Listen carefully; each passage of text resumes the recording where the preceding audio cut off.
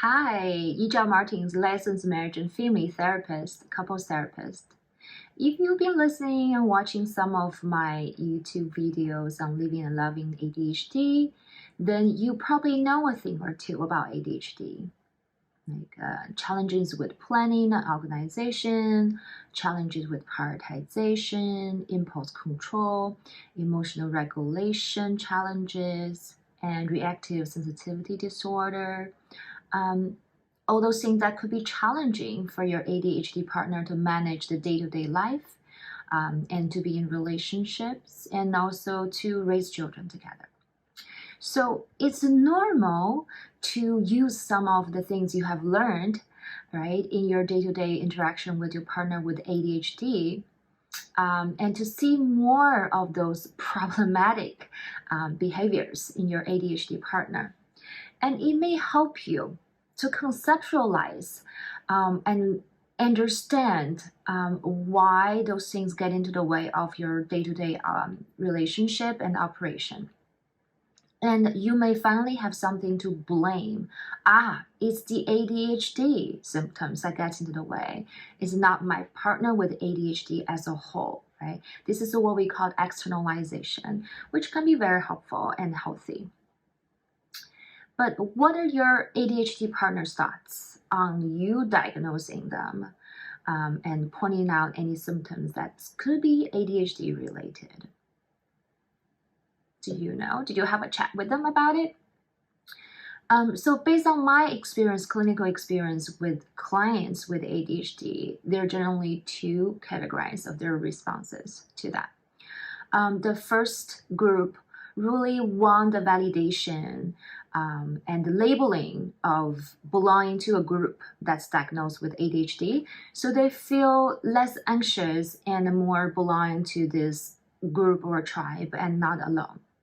And there's also subsequent treatment and strategies for them to use once they know what's the challenge.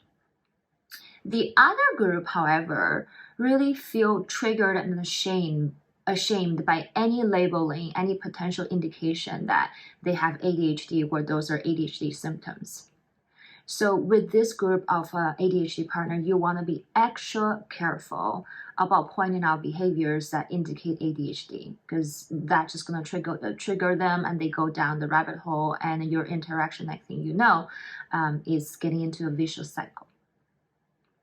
Now let's take a look at the first group. Even though your partner with ADHD might already got a diagnosis from a psychiatrist or a medical provider or a therapist, or they have been reading up on it and taking some tests online, and they identify themselves as people with ADHD, it does not mean they are comfortable with you diagnosing them or labeling them with ADHD symptoms. So this will be a good conversation to have with your partners with ADHD or potential ADHD diagnosis.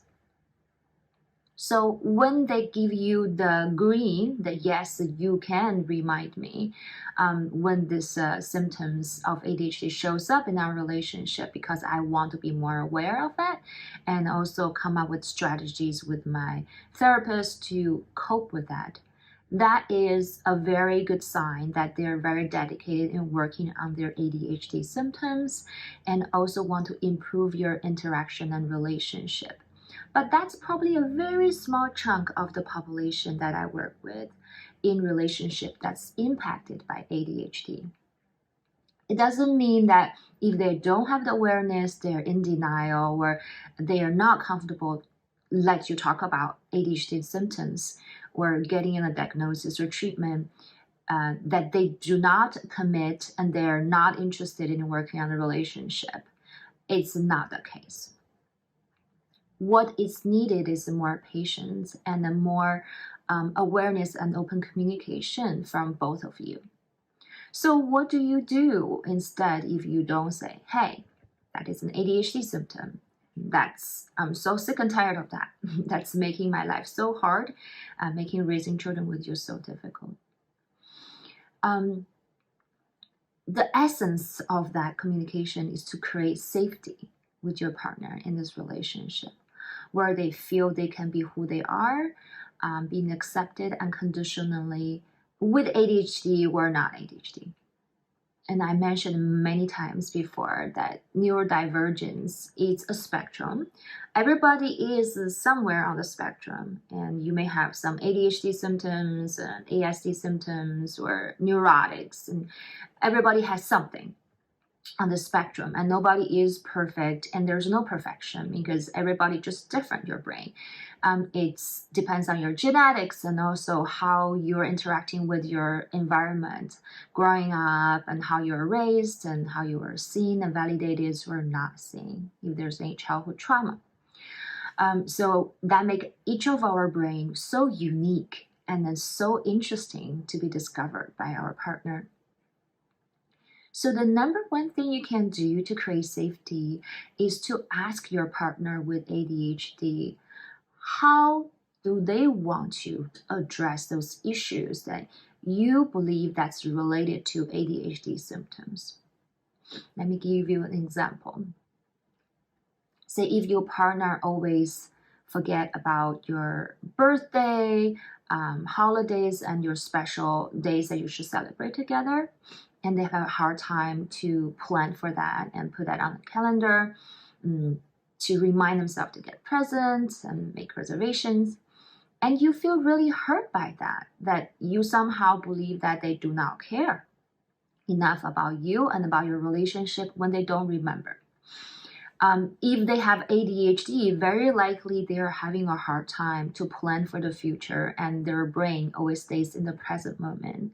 And if they haven't developed the skills to use those tools like calendars and to-do lists and visual aids reminders, it will be actual challenge for them to fulfill what they plan to do or what they had in mind.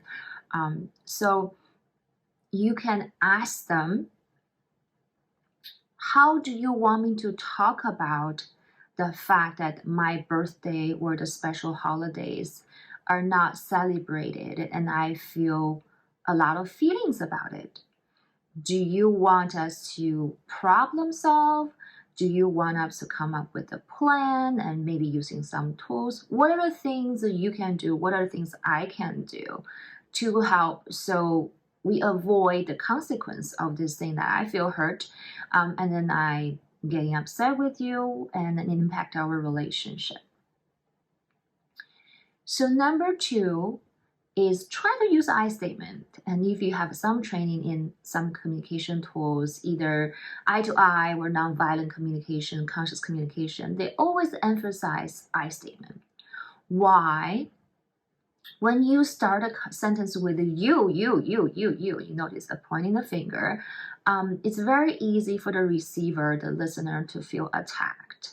Right? Especially if they have ADHD and they have a history of being invalidated and criticized and for not being fast enough, not trying hard enough, lazy.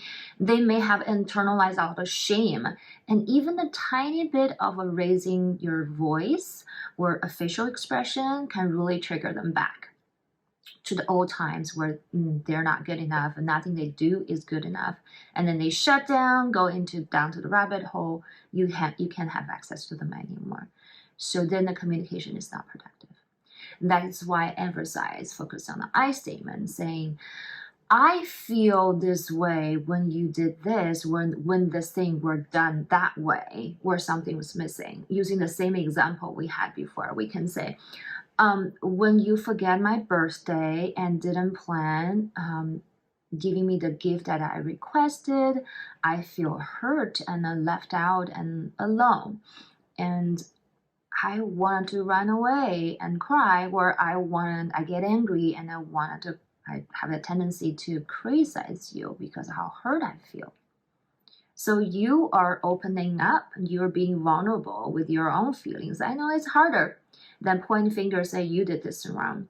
When you turn back to yourself and open yourself up and showing your vulnerability and your feelings to your partner, it puts you in a position that's tender, and that's waiting for the other person to potentially reflect and validate or not if they don't have the capacity. So there's a risk of you being left hanging and feeling wrong. But it is those emotional risks, like I talked about in previous videos, that is an invitation for your partner to be closer to you and to repair your bonds, right? So number 3 is to offer possible solutions of the problem.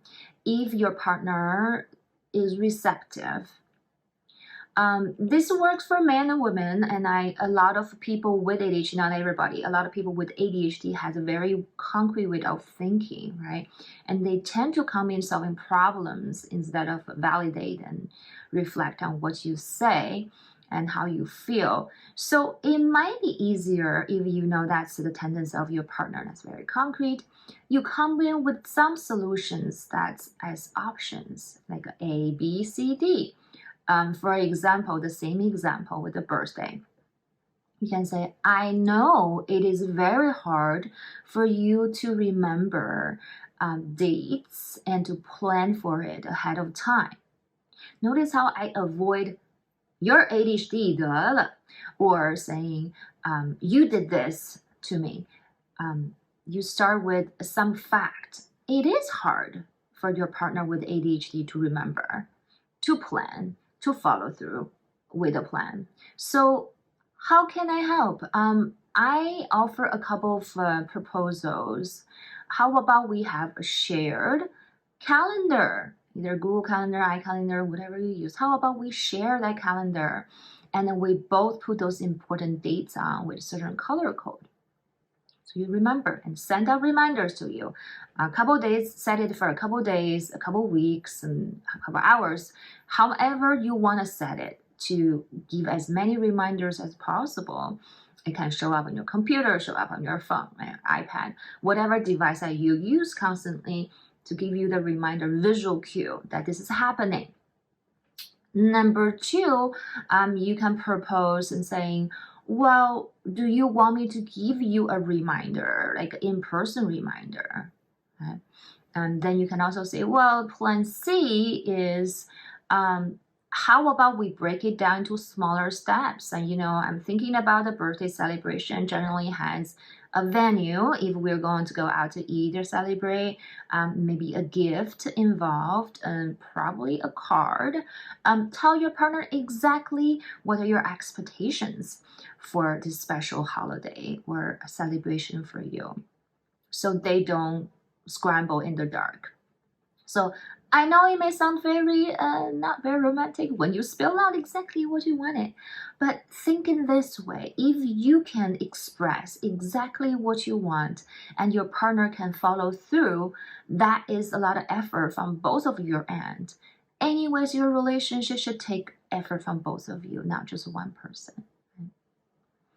So the number 4 is to know your bottom line and choose an action that's aligned with your values that really preserve you.